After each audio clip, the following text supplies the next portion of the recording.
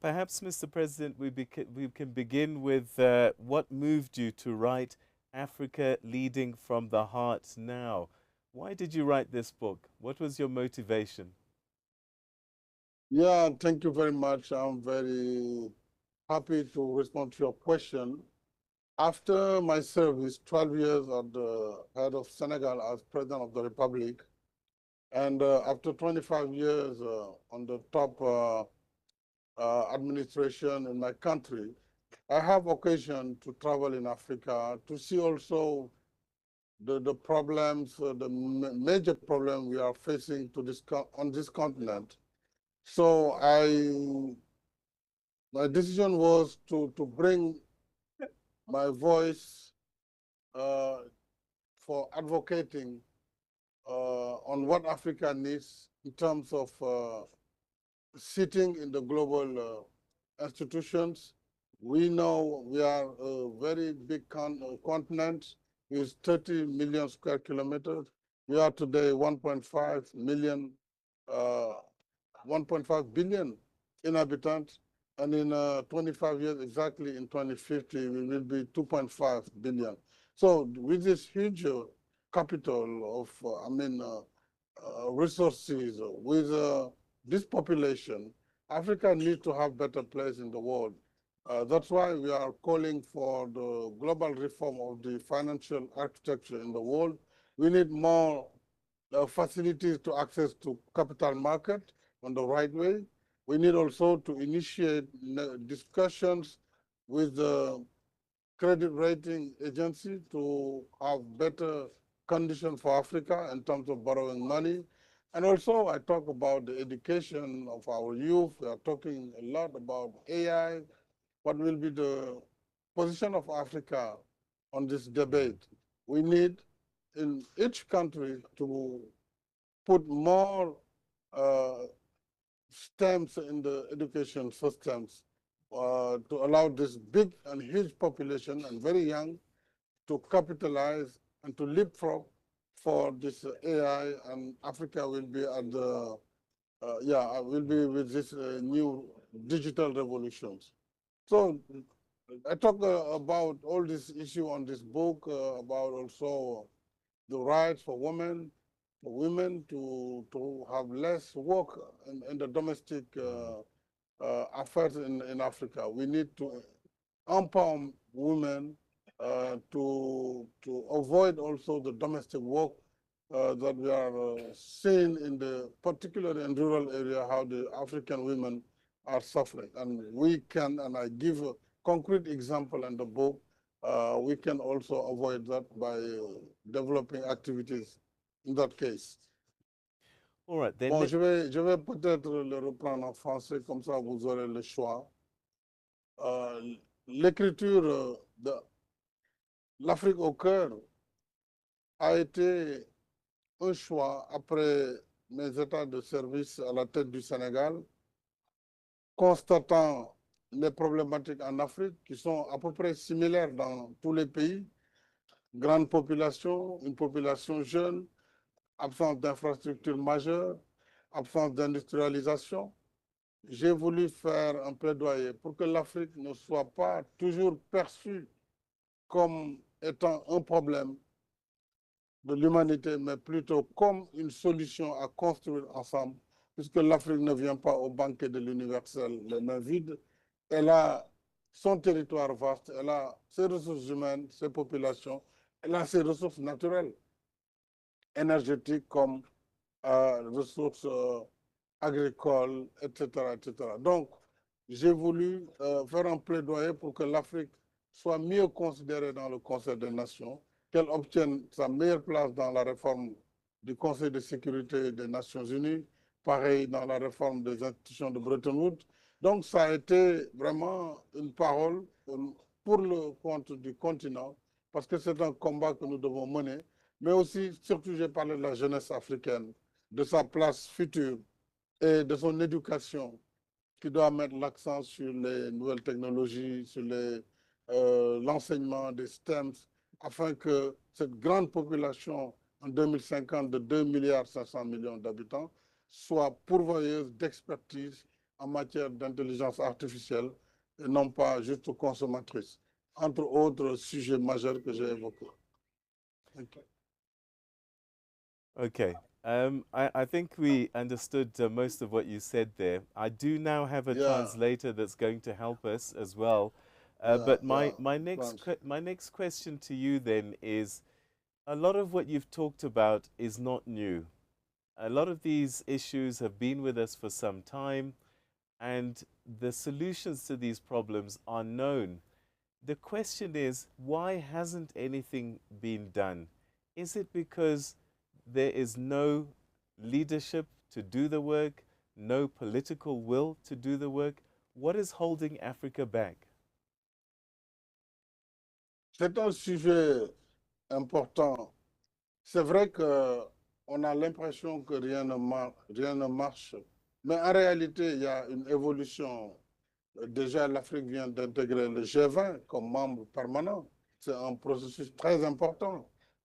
L'Afrique vient d'avoir aussi un nouveau siège au Conseil du Fonds monétaire international, un Okay. troisième siège. Mr. President, I've got an interpreter, so if I could just ask you to speak intermittently so that he can translate for us. Okay. I can go with what I start. It is a very important subject. It's not like something is not being done. Of course, Africa has just received a say in international institution, and with this we look forward to more reform in the Bretton Woods institutions going forward. Not to say that there is no leadership, but something is continuing to be done. Mr. Il est President, vrai que, oui, yes. please continue. Il est vrai qu'en Afrique aussi, les dirigeants doivent donner plus de temps à ces sujets transversaux du continent, sujets comme la dette, sujets comme l'économie, des sujets également comme l'investissement global. Cela permettrait de parler d'une seule voix et d'être plus fort devant les autres.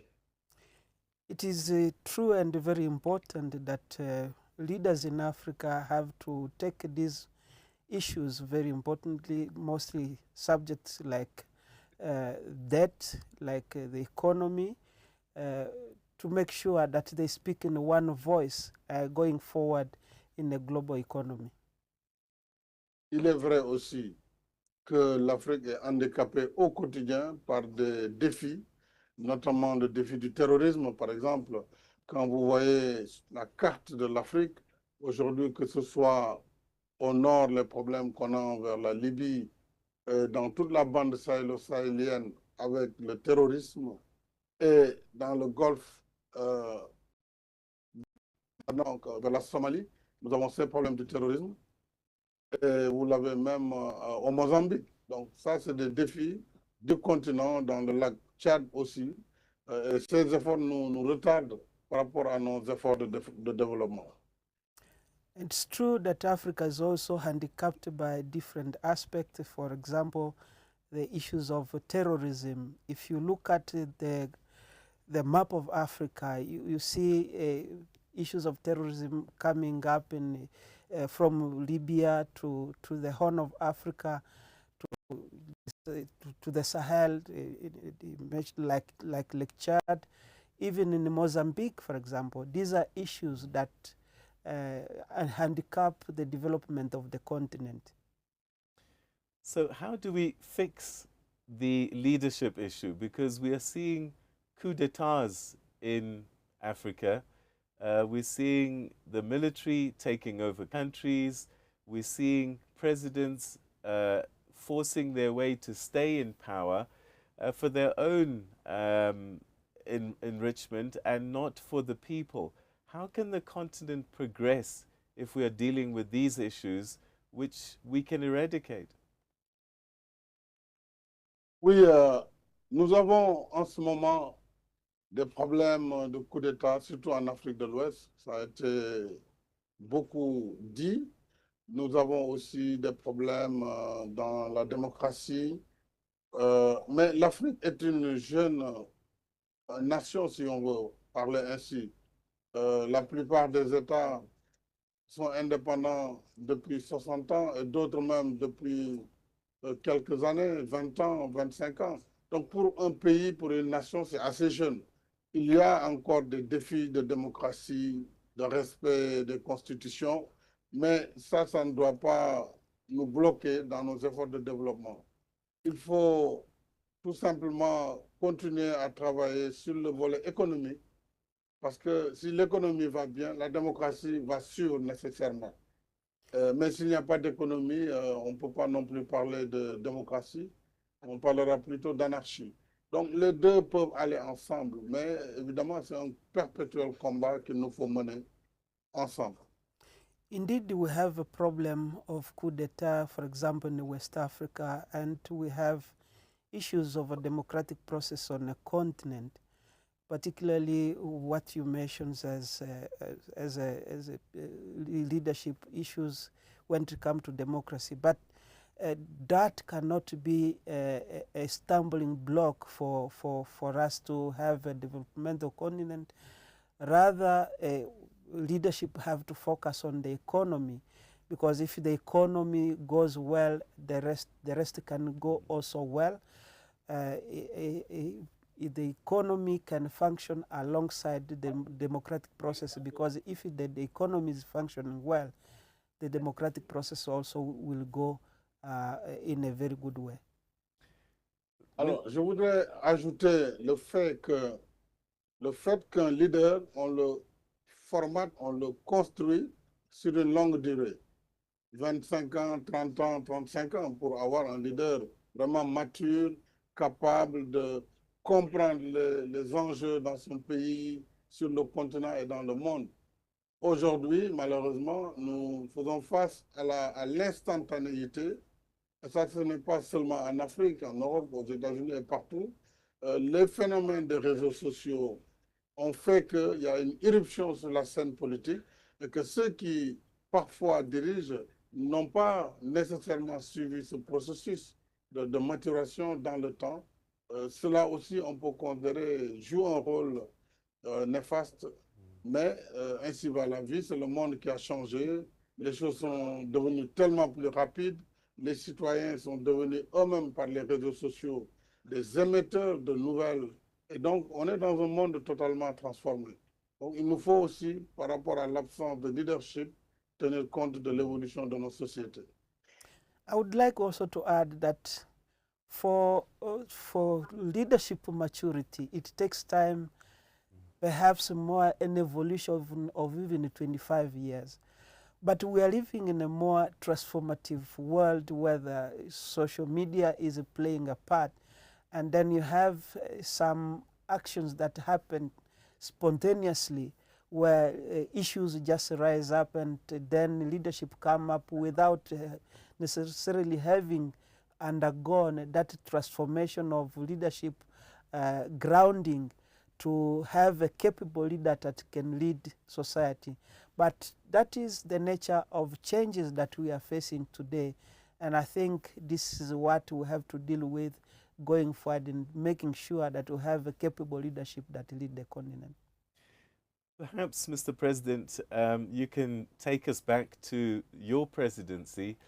Some of the things that you're talking about now, some of the solutions that you're talking about now, did you try them in your country and also amongst your peers when you sat at the African Union?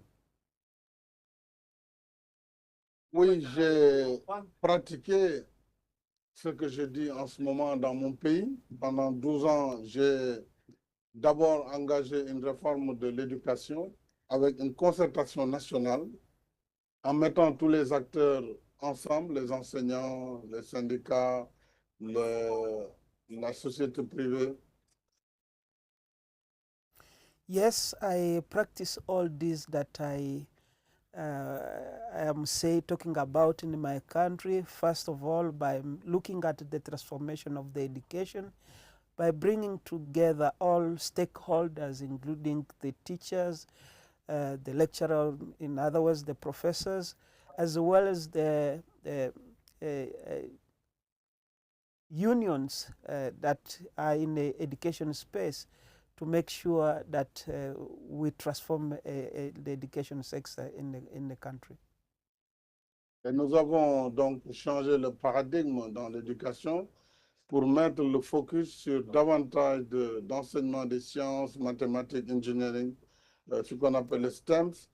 Et nous avons effectivement développé aussi l'enseignement professionnel jusqu'au niveau supérieur. Et tout cela constitue en fait une mise en pratique de ce que je disais tantôt.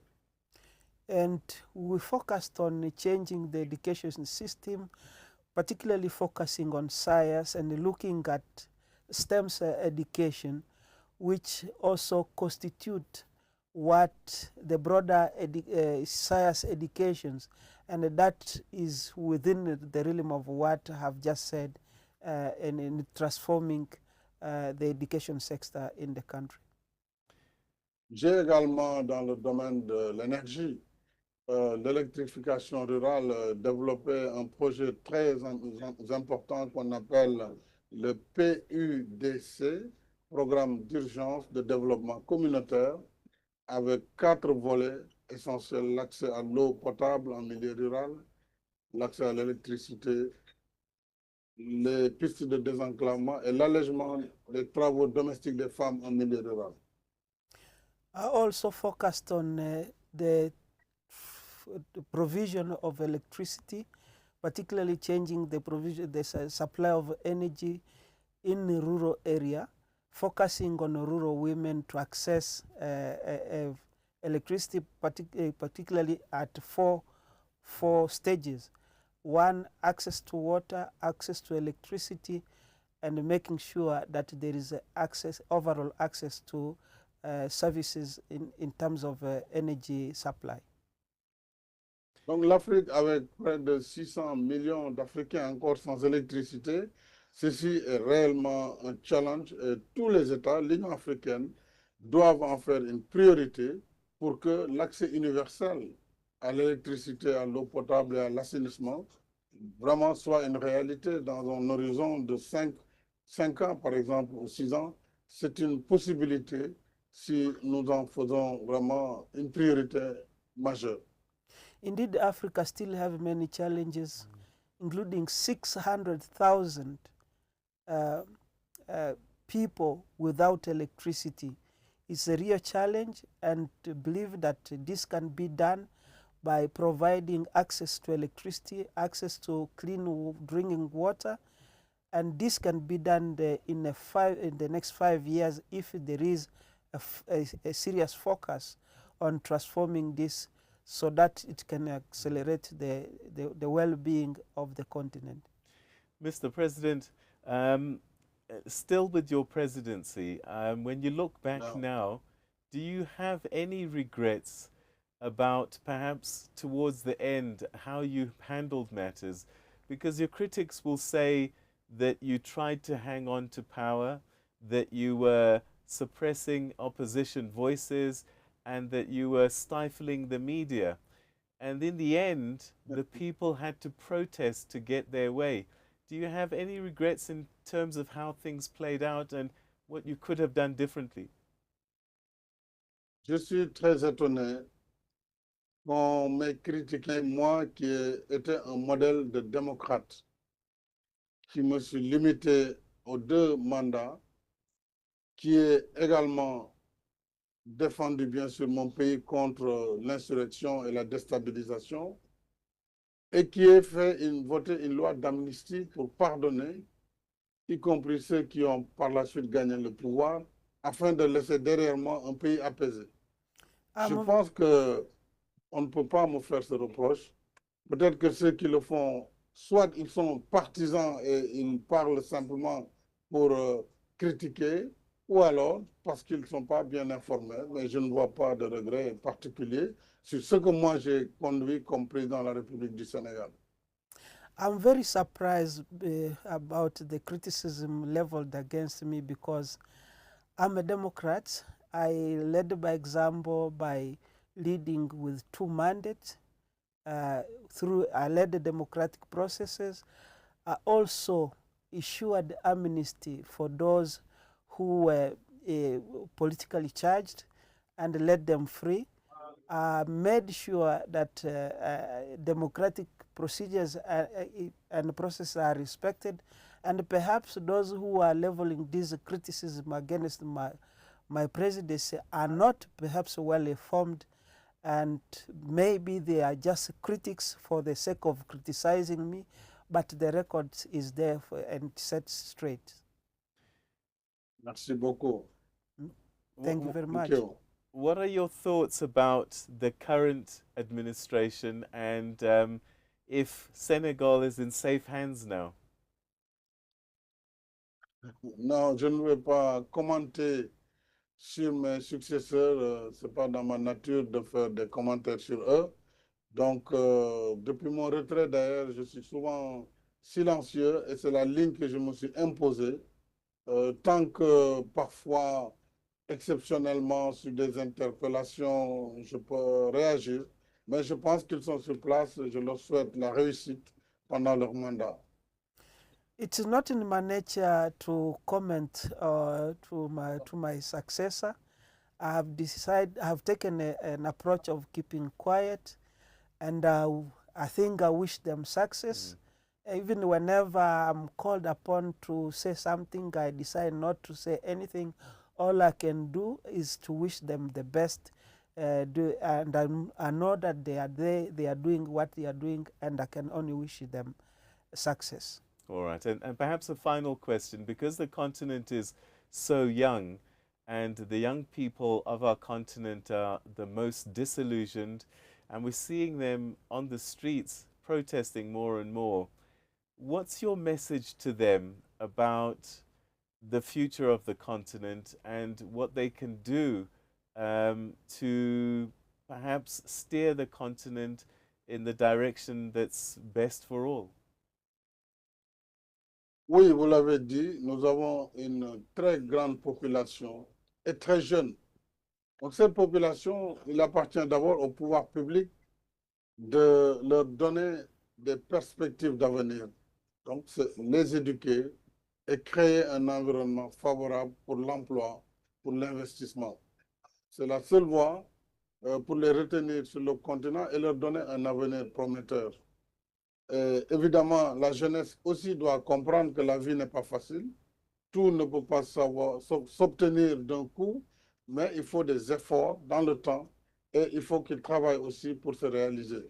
Voilà, c'est le message que je veux leur donner. Prenez patience, travaillez pour vous réaliser, pour vous, pour vos familles et pour vos pays. Indeed, you have said it quite well that we have a greater population, a very young population, and that the only thing that can be done is to making sure that these young people are well educated, they are oriented in various skills, so making sure that they understand that work does not come at once. They have to go through a process of working hard and making sure that they work hard for their self-development, and this is the only message that I can offer to them, to continue working hard, but also being guided by the leadership. Mr. President, thank you very much indeed for your time. My pleasure. Thank you very much. Thank you.